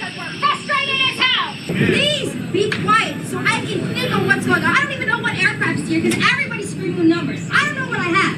I'm going to be honest. I don't know what aircraft's sitting out there. I don't know what's going on. You guys won't give me a minute. Please give me a minute. Hell yeah. Wow. That's getting it done. Please be quiet so I can think of what's going on. I don't even know what aircraft's here because everybody's screaming numbers. Man, that is some good stuff. It sounds like an Amy Poehler skit to me, but it's not Amy Poehler. It's the Spirit Airline crowd, too. You know, you've got a lot of younger, probably budget. They've probably been to the bar. They probably brought a buzz in. It's, probably like trying to control a crowd at closing time and get them out of the bar, So, and she looks exactly like she sounds. Get an image in your head. Everybody's attention right now. Somebody get on this flight or not? Yes, we do. All right. So everyone's going to shut up, and we're going to say this once, and we're only going to say it again because we're frustrated as hell. Please be quiet so I can think of what's going on. I don't even know what aircraft's here because everybody's screaming with numbers. I don't know what I have. I'm going to be honest. I don't know what aircraft's sitting out there. I don't know what's going on. You guys won't give me a minute. Please give me a minute. What teacher popped into your head? I went with Mrs. Baruth. That was Mrs. Baruth for me, my math teacher in, I think, middle school. That was her. I thought of Sister Mary Elephant myself. The Cheech and Chong records. If anybody's responsible for all of the airlines going black today, it might be that gate agent right there. She's like, hang on, I can log into the Microsoft here and shut this whole thing down. I think they probably need her at most airports around the world today. They do. 651-989-ROCK is the KQ Talking text line. Tony, who's on the horn? Our friend Dana had a brush with fame. Dana, good morning. Hey, how we doing? Good, sir. Turn on my radio here. Yeah, what do you got for us? Well, my girlfriend and I had moved from here out to Colorado, and we were working at Copper Mountain. She's working at a restaurant. I'm working at a hotel. Mm-hmm. I got done with the early morning, taking the golf cart and bringing hot food to people or whatever. So anyway, I'm going over to the restaurant to say hi to her before I leave. And I'm walking around after I left the restaurant. I'm just turning the corner, and I bury my face into John Elway's sternum. Wham. Well, you're not the only one that's buried your face into John Elway's sternum. I bounced off his chest. I looked up, and I'm like, and I'm a big Denver Bronco fan at this point. I still am. And I looked up, and I'm like, oh, I'm so sorry. And he's like, well, no, don't worry about it, And he says, I'm looking for a restaurant right around here. I said, yeah, it's right around the corner. I said, ask for Holly. She's the best waitress there, what she was. She gets home from work, and she says, you'll never believe who came in today. And I'm like, and we would run into some Bronco players up there. But I said, wait a second, let me think. Was it John Elway? She's like, how did you know that? There you go. Because I put my face in the sternum. Yeah, you headbutted him. Pretty solid guy, I bet, still after retirement. No, super cool guy. Yeah, super cool guy. Right. Really good. Thank you for the guys call. Have a wonderful day and a better weekend. You got it. Thank you, brother. We appreciate it. Now, if we're talking ski areas, you'll get some celebs out at the ski areas. So Boomer Esiason, saw him in Colorado with his entire fam. Okay. Out there. And then I saw Bruce Willis with his family. And then I saw Jennifer Garner with her girls out skiing. So, yeah, you'll get some nice. get some big shots out there on the ski lifts from time to time. Yeah, I'm now remembering. I saw Stevie Wonder at the Atlanta airport once. Did you? Yeah. And, I mean, that's a real, just stopped and went like, well, hell yeah. That's a real, he's like a real human being, and he's right there. Did you wave? Wait. No. Wow. Tony. Wow. There's been rumors about him. I don't know what you see in that line of thinking. Here's a text on the KQ Talking text line. My dad saw Bobby Knight walking through the airport in Brainerd, Minnesota with a lot of fishing gear.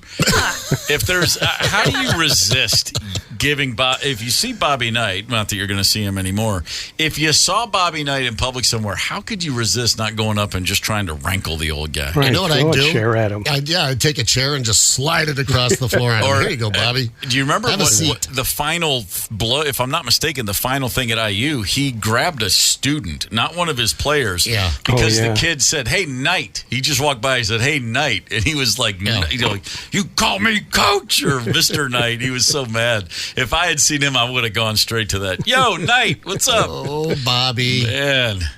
I mean, yeah, sure, great coach, total sociopath. Oh, totally. Completely out of his mind. I mean, he got too big at Indiana, and and even sure. they realized it at some point. He was Indiana, Oh, those guys, a basketball coach, according to him, a basketball coach in a small college town. Yeah, forget it, man. Yeah. I mean, especially in that state.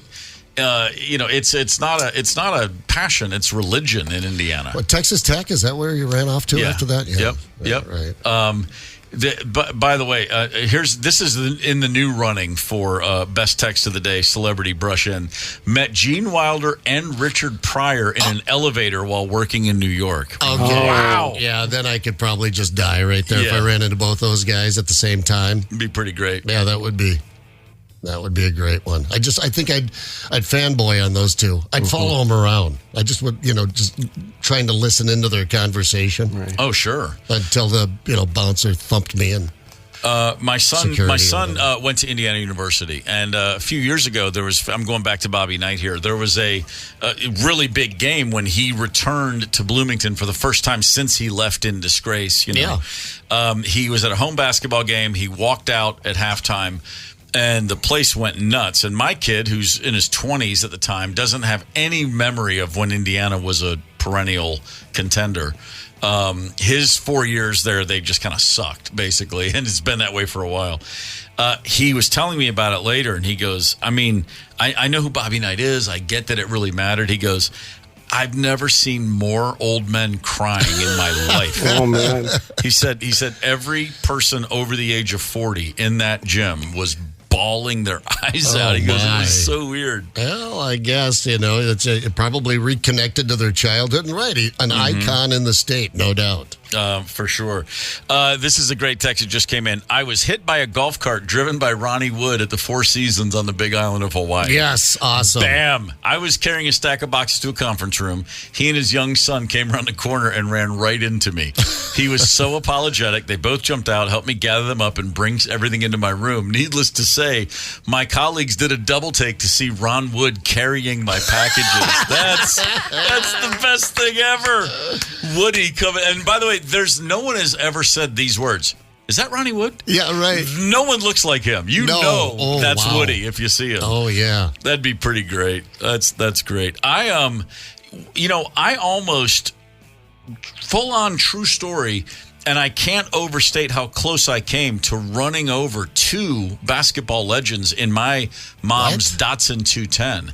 I almost hit not one but two 7-footers. Would you have hurt a 7-footer in a Datsun 210? No, I always said the good news was I would have been the one injured. But so in the Kentucky Wildcats in the state of Kentucky are that's you're a god if you play for Kentucky. That's what I understand, yes. And if you remember, the guy drafted right in front of Michael Jordan was Kentucky's Sam Bowie. Yeah, right. 7-foot center. Well, Hall of Famer, right? Really panned out for him. Hall of Famer in Why Did You Take Him, anyway? Yeah. On that list of You Got to Be Kidding Me, he's in that Hall of Fame.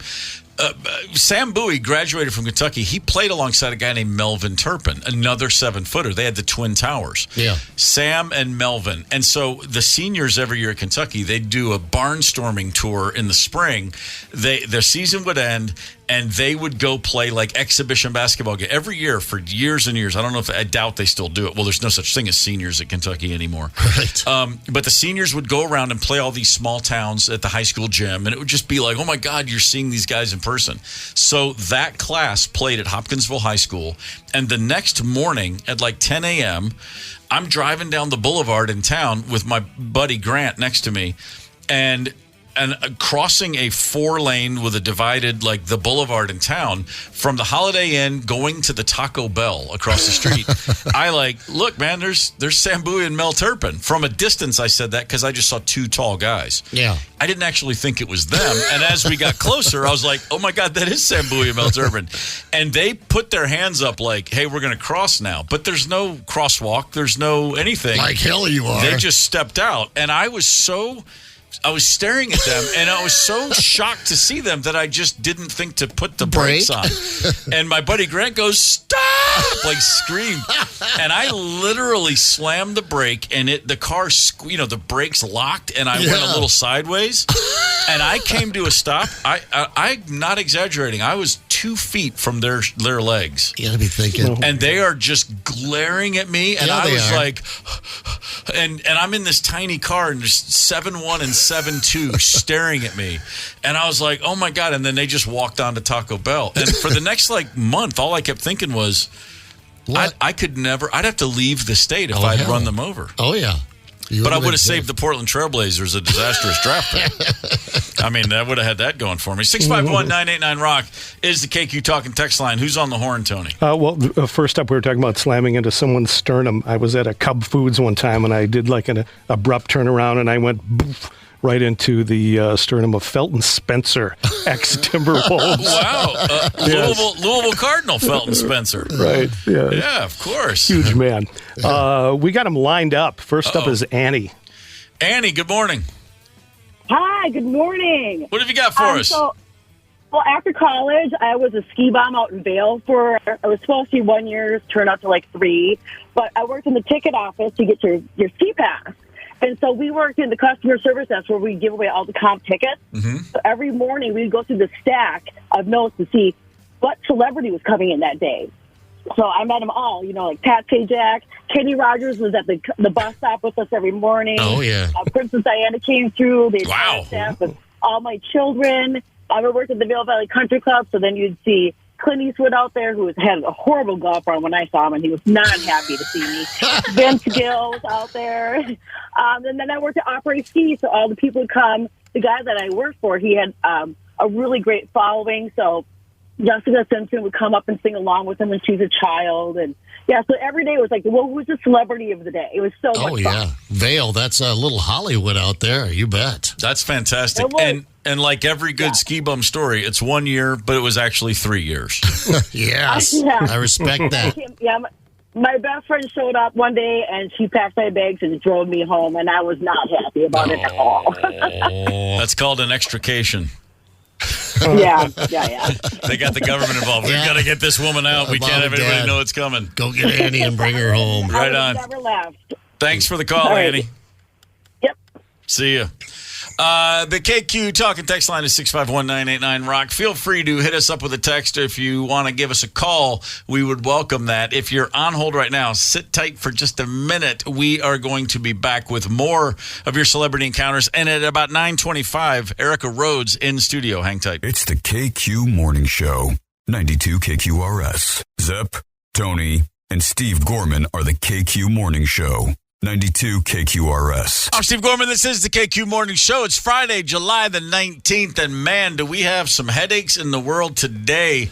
A lot of flights on hold. In fact, most of the flights for most of the major airlines, there was an IT glitch overnight. I don't know what that means. I just know if you're traveling anywhere, please do yourself a favor and double and triple check ahead of time so you're not sitting at the airport all day long going nowhere. Right. Just got the word this morning from a family member or a friend of the family flying, but I guess not. Just checking to see if they're with Southwest. You said Southwest unaffected. Apparently Southwest is cool. Everybody else is really struggling. You know what? Southwest is thinking we needed this. Because they had a whole That's right. A couple lot of years ago at problems, Christmas, they had that one shutdown. That's right. They did. So they needed a free pass to get out in front of everybody. We have this announcement from the FAA this morning regarding flights being shut down this morning. All right, I'm sorry. I had to. Oh, I love Spirit Airlines gate agents. What would we do without ye? Along the way, we started talking about random celebrity sightings on airplanes while traveling, and we've heard some pretty funny stories. 651-989-ROCK is the KQ Talking text line. I believe we have Cindy on hold right now. Cindy, good morning. Cindy. Yes. Hey, good morning. Yes. A little tap on the shoulder. I hear you. Good morning. Thanks for waiting. What do you got for us? Well, my friend was flying first class, and a young man sat down next to her, and she asked him what he did for a living. And he says, well, I sing. And she says, oh, how about if you stand up for the plane and sing for everybody? He goes, no, how about how about I just sing a song to you? So he leans over and he serenades her. Wow. And so they talk for the flight, and after the flight, they're walking down the baggage together, and she sees that he has a driver, and she said, well, aren't you special? And he says, well, would you like a ride home? Hello. And she says, no, I've got a friend picking me up. And he says, okay, well, it's nice meeting you. So when she gets together with her friend and she gets in the car and she said to her friend, do you know who Michael Bublé is? Oh. Yeah. And so that's who was serenaded her on the plane. Well, that's not bad. Not bad at all. That's worth some money there. That's a big ticket to pay for. Very good. Thank you for the call, Cindy. You're welcome. See ya. Who else we got, Tony? I think it's our buddy Bob. Bobo, good morning. Good morning. Hey, guys. I got two real quick ones for you.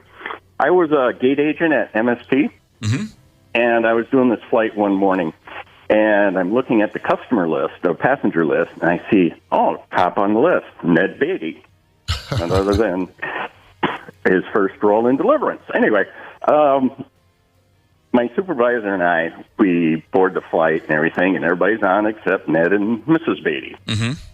While we're waiting, there's about 10 minutes left. I go, I hope he shows up.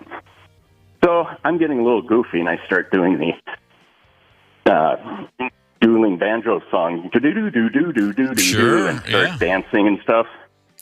Just as I did that, he walks around the corner. Well, sure he did.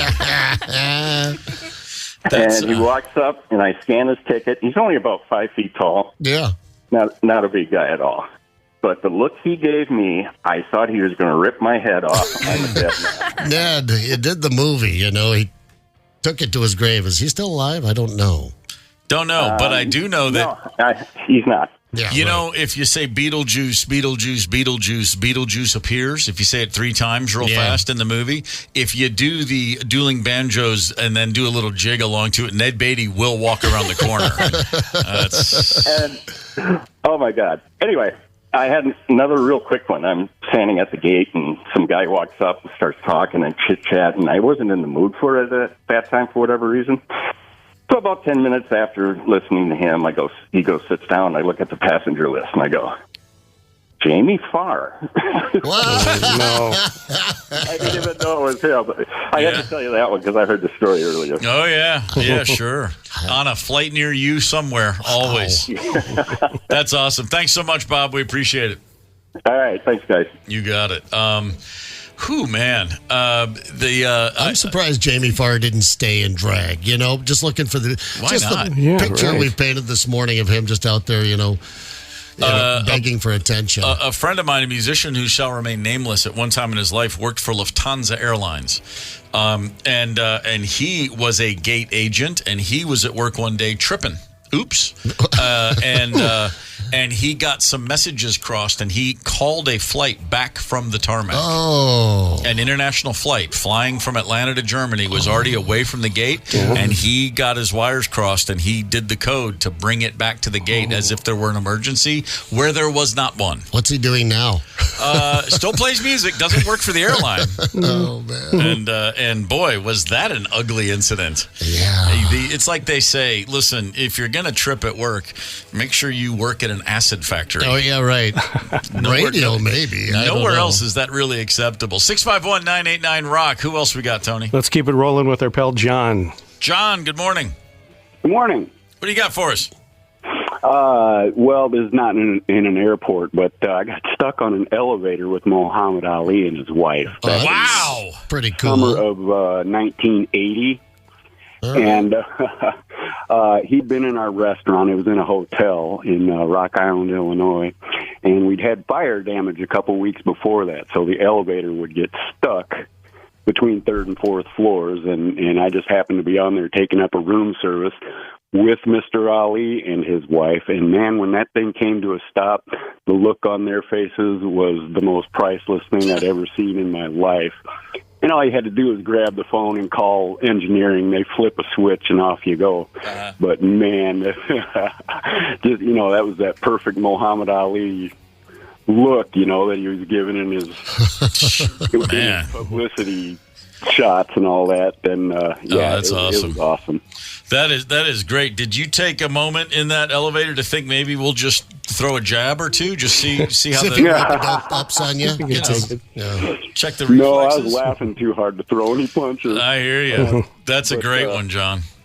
Yeah, it was awesome. He was very nice to everybody in the restaurant, and then sure. After I gathered myself, he'd already signed an autograph and everything, and he just looked at me and said, "John, can you get us out of this?" Yeah, sure. That's awesome. So I grabbed the phone and off we went. But that's great. Thanks for the call, brother. You bet. Thank you. I had the 45. My cousin was a valet in Hollywood at a place in the early 90s, and a car pulled up and Ali got out, and his Parkinson's was on display for sure. He was very wobbly, and my cousin said, he was like, "Hey champ, good to see you," and he kind of nodded.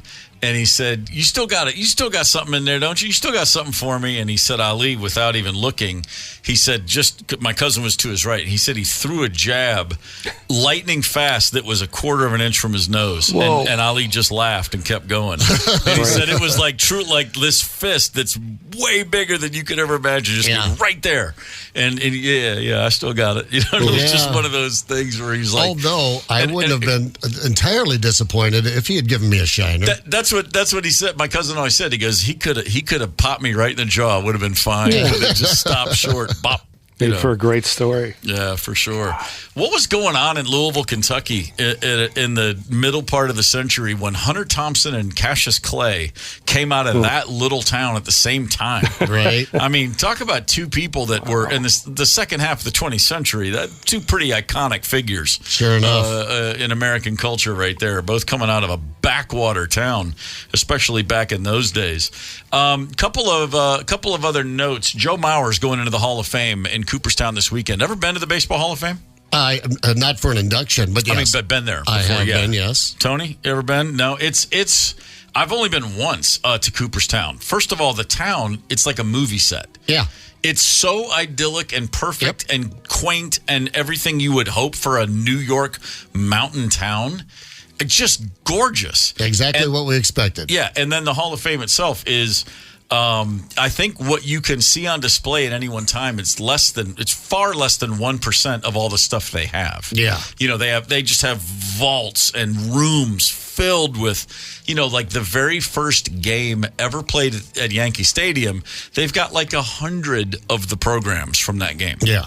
But there's one on display. But they have 100. Yeah. They've got so many all the bats you see, there's 100 bats that aren't on display. Like you can go to any player, anybody who's hit 500 home runs, a bunch of their bats are downstairs. They've got all these piled up. It's just incredible. And then to see the busts of the inductees. And so anyway, Joe Mauer is going in this weekend, the fourth St. Paul native to go into the Baseball Hall of Fame, which is an incredible thing to think about. The baseball coming out of that town. It's funny because before I moved here, if you had said Dave Winfield, Paul Mollett, or Jack Morris, I would have, Minnesota guys. I didn't know they were all specifically St. Paul guys. Right. Incredible accomplishment for that city. Yeah, I don't know. It's in the water over there, too. Some fine baseball programs on this side of the river as well. But sure. There you have it. The proof is in the Hall of Fame in Cooperstown. St. Paul boys are kind of a big deal. Kind of a big deal.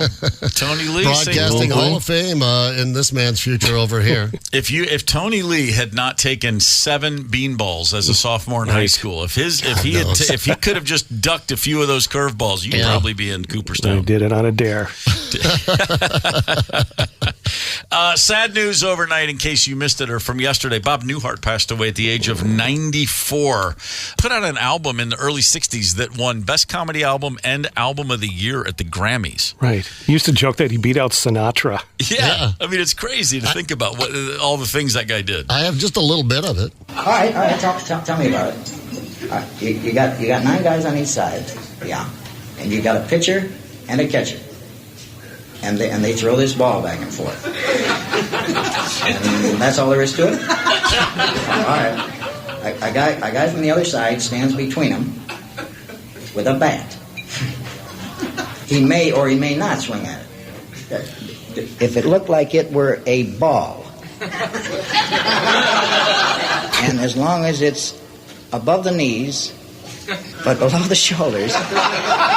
Yeah. No, go ahead. I'm listening. Yeah. It's a strike.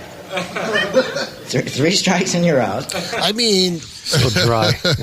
Very dry, and so much of it was in his face too, wasn't it? The look, the blink. Absolutely. From that's from 60 or 61, and the guy's delivery, his basic, nothing changed. He was that dude from day one all the way to the end. Bob Newhart dead at 94.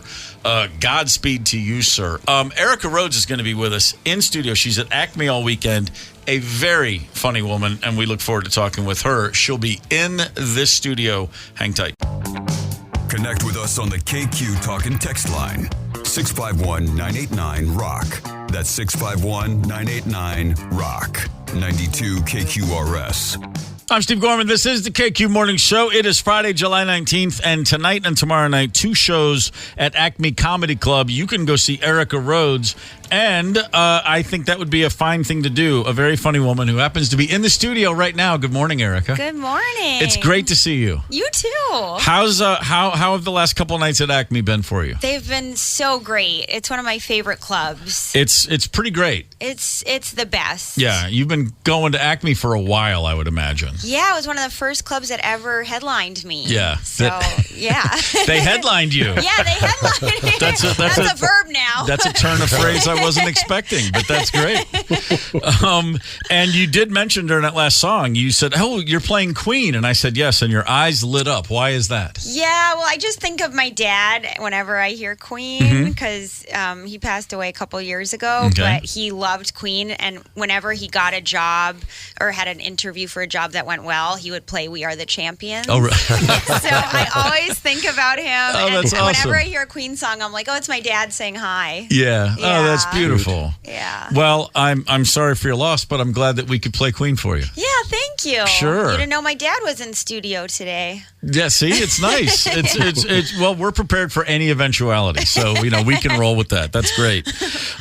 You speaking of your dad and your mom, you're from Massachusetts. Yes. Boston or Boston adjacent? Boston adjacent, yeah. Newton, Massachusetts. Oh, Newton. Okay. Yes. And before you decided to be a really funny person, you were playing what? Cello? Is that right? I was. Yeah, I was a cello major in college, actually. Oh, so for a while. You weren't just like a kid for a year. You went all the way through school. Yeah, because my mom is a professional violinist, so she was really pushing that. She played in the Boston Pops, and she... Oh, so she's okay at violin. Yeah, she's okay. Yeah. Wow.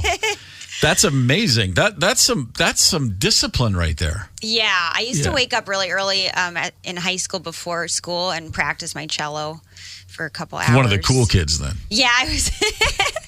Band camp isn't what people think it is, okay? No, it's very not. cool. Yeah, of course. Well, not only that, you said before we came on, you were also the kid who was so cool that you loved country music.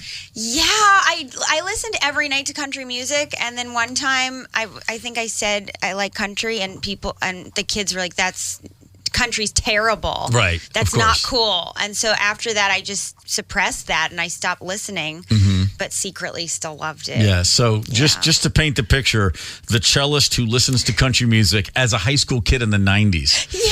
Oh man, Fish was what was in back then. You had to be a Fish fan. Oh sure. Well, it's certainly in that part of the world. But, I mean, they're big everywhere now. But my God, the 90s, they were like the kings of the Northeast. Oh, totally. Yeah. They were my first concert, as I was telling you before. Yeah. Which you remember nothing about because you did your job and got stoned. I was a little bit. Yeah, I was a little high. Go. Little high for Fish. Just a little. But, I will say this quite sincerely. There's nothing that moves me more than the cello. When I hear a solo cellist, if I can be on a subway platform, and if somebody's playing the cello, and as long as they're remembering to go down to the low notes, it's like kind of like hearing bagpipes in the distance. I just get like weepy. It's true. I mean, it is the best instrument, objectively. Sure, the best.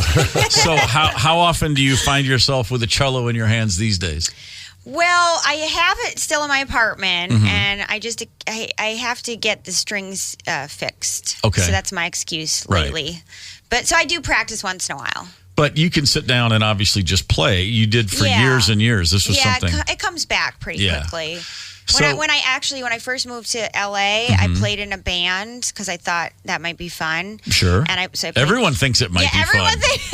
Until you do it. Then it's pretty rough, just like comedy. You know? Exactly. And so I was a cellist in this band, and I only played whole notes. That was very simple. Yeah, sure. And also they wouldn't really amp me up or anything, so no one could hear me. So I would just be playing cello in the background, and then everyone would come up to me like, "You sounded amazing," and I'm like, "I know nobody could hear me. They just thought it was cool." I mean, was this like a rock band? Yeah, it was a rock band with cello. Yeah, with cello. One cello. One cello. So it wasn't like Electric Light Orchestra where you had a whole string section. It was just you. No, it was just me playing whole notes, and no one could hear me.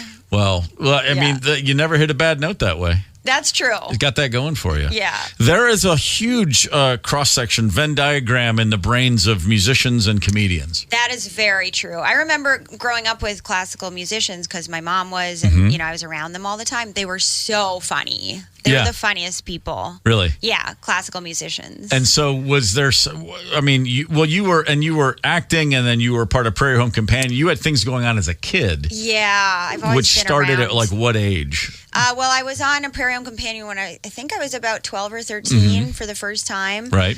And then I also did ballet. So I was around classical musicians when I did ballet, and then I played cello since I was 8. So. Okay, yeah. And so was comedy something that was always kind of lurking in the back of your mind at all? No, not at all? I mean, I guess I watched a lot of comedy stuff, but it was more old school. Like I Love Lucy, and I loved Faulty Towers. Oh, sure. And things like that. Yeah. Like my mom would always, show us Charlie Chaplin films and things like that were comedic. Yeah. But I never imagined I would be a comedian as a kid. No.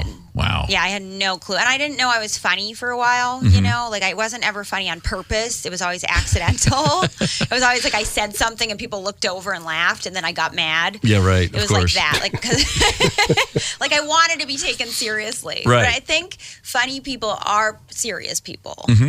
A lot of the time. I think that's, no question about it. You can't, you can only find, what is it? You can find the humor as long as you see the parts that aren't funny. As long as I think you have to live in the dark to see the light and vice versa. Yeah, that too. That makes sense. Yeah. Maybe. Trying. Not trying to get too deep here. I like that. You have to live in the dark to see the light. Erica Rhodes is a very, very dark and tortured soul, and she's in studio with us. You've been waiting. Finally, someone sees me for who I am. I'm trying. At Acme, 2 shows tonight and tomorrow night, and then you've got an album, an album as we call it, digitally and otherwise, called Ladybug. Yes. Which is worth getting. Yes, I would say so. I would say so. I find you to be very, very funny, and I did see you a couple weeks ago. I'm scrolling down my feed as I do, and there you are with Howard Stern and Howie Mandel and Heidi Klum and whoever the other. You're on America's Got Talent. Howard Stern wasn't there anymore. But, okay, but I know, but that show, America's Got Talent. But yes. What's his name? No, but what's the English? Simon Cowell. That's it. That's right. Of course. Yes. And you go on America's Got Talent, and you give what, 5 or 6 minutes tops? It was even less. I think it was like 3 minutes and of you stand up. Quite literally brought the house down. Great bit all about, I love the cabin in the woods. I mean, it was all very good. That process can't possibly be as comfortable and normal as it looks as they edit it to look like. It's got to be kind of weird, right? You're doing clubs, you're doing comedy, you're in control of your universe in that sense. Exactly. And I imagine this was the exact antithesis of that in a way. It is. It was. I mean, I've done some TV before, so at least I knew what it was kind of like. Right. Like I know where the cameras are. Yeah. And what's nice about it is you can be a little more subtle when there's a camera, whereas, in a club you kind of have to, you have to be big, but you just kind of have to know that you're performing. Right. But but it was a huge theater, and then I was most nervous about the interaction with the judges. Yeah. Like I just was worried it might throw me off before I perform. I'm so used to going out and just performing. Sure. I'm not used to being like, let's have a conversation and then go. That made me the most nervous. Right. But it could not have gone better. Yeah, I was really grateful. They really dug it. So what happens now? I'm not allowed to talk about it. So, Okay. I mean, we don't know yet, so Yeah. I might go on or I might not. But Yeah. they will let me know in a couple weeks. But they I didn't think. give you a check for like $100 million or anything and say you just won the Yes. world. Okay, cool. I mean, Still to come. yeah, well, we're waiting on that. That's exciting. We've been talking today. I don't know if you're aware of this, but most major airlines are shut down today. What? Is this? You just woke up and showed up, Yeah, and you I don't just even woke know. up. I haven't had coffee yet. There was some giant IT glitch in the Microsoft world, and so Southwest is apparently okay, but all Delta, United, America, everyone just stopped. Worldwide. Like no one's flying anywhere right now. It's a real thing. What's going on? There was a software update malfunction. It wasn't a cyber attack. They know what the problem is. They're saying they're going to fix it. Sure. Yeah, we'll see. But anyway, it's a mess. And so in talking about this, it just led us into a series of airline and travel stories throughout the day. And it leads me to ask you this question. Have you ever been escorted off a flight in handcuffs? You don't strike me as someone who's looking for trouble on a plane. No, but I've not come close to that, but I've You've had to have seen I've some had weird some things. conflict too because nobody helps you anymore with anything on planes. Mm-hmm. So the other day that I was trying to put my bag in the overhead, and all the overhead had all the emergency equipment in it. Like there were 3 different things, and I kept opening it and emergency equipment opening. And there was a flight attendant just standing there watching me.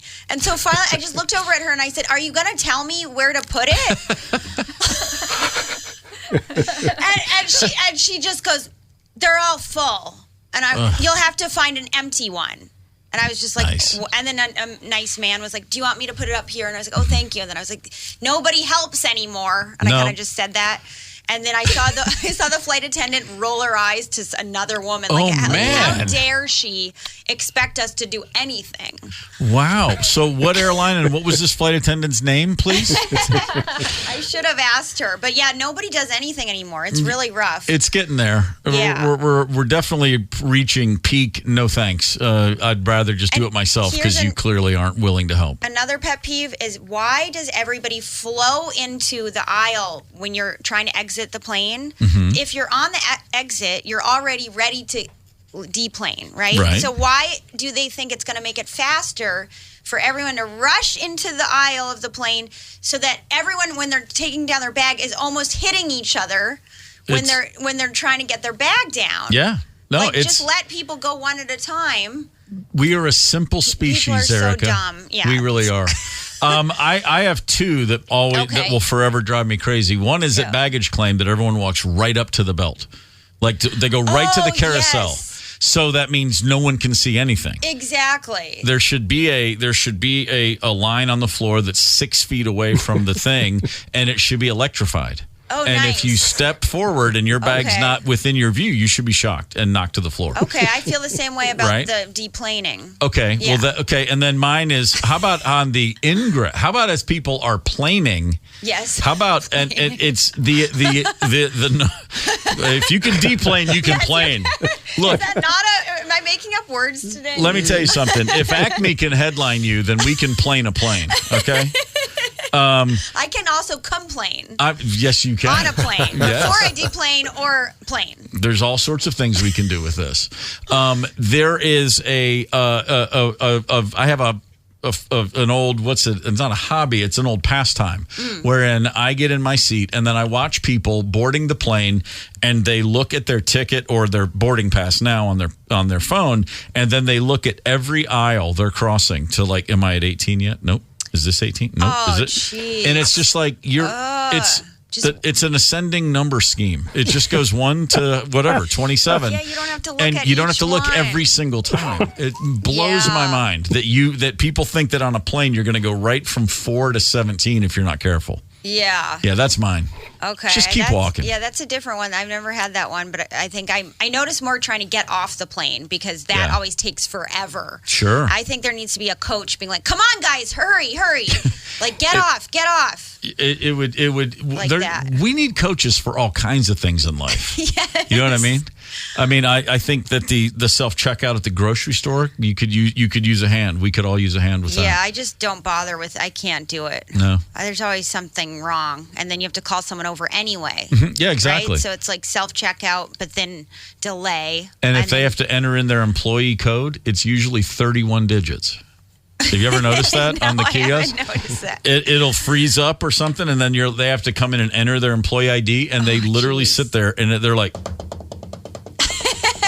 and I'm like, can I buy the grapes or not? I just want some grapes. Erica Rhodes is at the Acme tonight and tomorrow night, 2 shows each night. And you've already been here for 2 nights already. Yes. Yet again, and as you referenced already, the first place to headline you, but Acme is one of those clubs in your world, in the world of professional stand-up touring comedians. It's a destination place. Yeah, it's one of the. Everybody it's wants to get definitely there. one of the best clubs in the country. Yeah, and now as an Angelino for how long? A long time now. Yeah, about 17 years. Yeah. And so, where do you go pop up to work through new material when you're in LA? I do all the clubs. All of Improv and Comedy Store and Laugh Factory. Yeah. Yeah. Did you find LA to be an easy sort of nut to crack as far as getting into the comedy world? Did you right away find supportive, welcoming folks, or was it a little standoffish? What was it like? It took me a while. I mean, I think anywhere you start, people see you bomb for a while, so then it takes a while for them to change their mind about you. That's kind of anywhere you start. So, and LA's sort of a tough place to start. Too. Sure. You don't get as much stage time as some other places. First time anywhere in life that you got in front of a crowd with a microphone and tried to make them laugh. How old were you and where was it? The first time I ever in my did life? Stand up, yeah. Oh, stand up? Yeah. I was probably 28-ish or 27. Okay, so not a kid. That's no, good. I wasn't a kid. I mean, I started on the radio, but that was not stand up. That was just doing stand up as Erica Rhodes. Yeah, so was just as a stand up. I was 27, and I did an open mic with this on a date actually, and he was a comedian, and he kept having me go to shows to watch him, and then he was doing an open mic, and I was like, I've always wanted to try it secretly. Really? Yeah, and he's like, well, why don't you try it tonight? And then I got up and just bombed so badly. And then right after he tried to kiss me, and it was just kind of like shocking, Well, first he said, well, this went worse than I expected. Wow. Yeah, and then he made a move. And then I dated him for like a couple weeks. Well, you felt obligated. Yeah. I mean, he put you through the torture chamber. Yeah. But now, I mean, if I'm stepping on toes, tell me, but was this the protocol for this guy? Was it like, I'm a comedian, I'm going to go open mic nights, I'll bring a girl, and then I'll suggest she do it too? It's a way to get you feeling vulnerable? You made the move after you bombed? I had a feeling more that he liked to have a fan, I think a lot of guy comedians like to have their girlfriends as fans, Oh, boy. and they invite them to all their shows. And I don't know if they ever want to date a comedian. That's not really the comedian. A guy comedian isn't like, I want to date a female comedian, usually. Okay. I don't think so. Right. They're usually like, they want a girl who thinks, oh my gosh, you're amazing. So the guy comedians are the tortured souls who will never admit it, and the female comedians far more grounded, level-headed set of guys. Definitely. Yeah. I mean, not that we're not also mentally ill, but yeah, sure. Well, there is something special about thinking I'm going to go make a room full of strangers laugh. Yeah, sure. You have to. There's a screw loose somewhere. There's a pull. Yeah, there's it's a pull not from normal behavior. See, as I said, a dark and tortured soul. Exactly. I mean, on the surface, literally, just lovely and charming, and you're just bubbly as hell. But inside, there's anger, a stark and rage. raving maniac. Exactly. Yeah, it's what it is. It's all the cello. Oh yeah, that's my real soul. That's the cello. The real soul, breaking hearts, playing that cello. I tell you what, the first time I ever saw Cirque du Soleil, 1991, first national tour for Cirque du Soleil. Yeah. Before it was quite so crazy, it was more of a muted show, that very first one called Reinvent the Circus. There was a moment in that show where one of the clowns just sits down and does a big cello solo. Wow. While someone's on a thing floating around the tent. And I, like you at your Fish concert, stoned to the gills, just weeping, sitting in the tent. And people are looking at me like, So what's wrong with that guy? And I'm like, it's a clown, and he's playing cello. It's the most beautiful thing. It was amazing. That is really cool. I could hum you the melody to this day. It was mind-blowing. So now I'm going to picture you as my sad clown cellist friend. Oh, well, thank you. I'm glad we've gotten that out of the way today. Yeah. See? Tonight and tomorrow night, 2 shows, both at Acme. Erica Rhodes, it's a pleasure to have you in. Thanks for getting up early and coming by. Oh, yeah. Thanks for having me. This is really fun. Thanks for someone still having a life where this is early. I'm glad to know someone's still enjoying life. It's embarrassing. No, it's a beautiful thing. Get the KQ Morning Show podcast wherever you listen. 92 KQRS.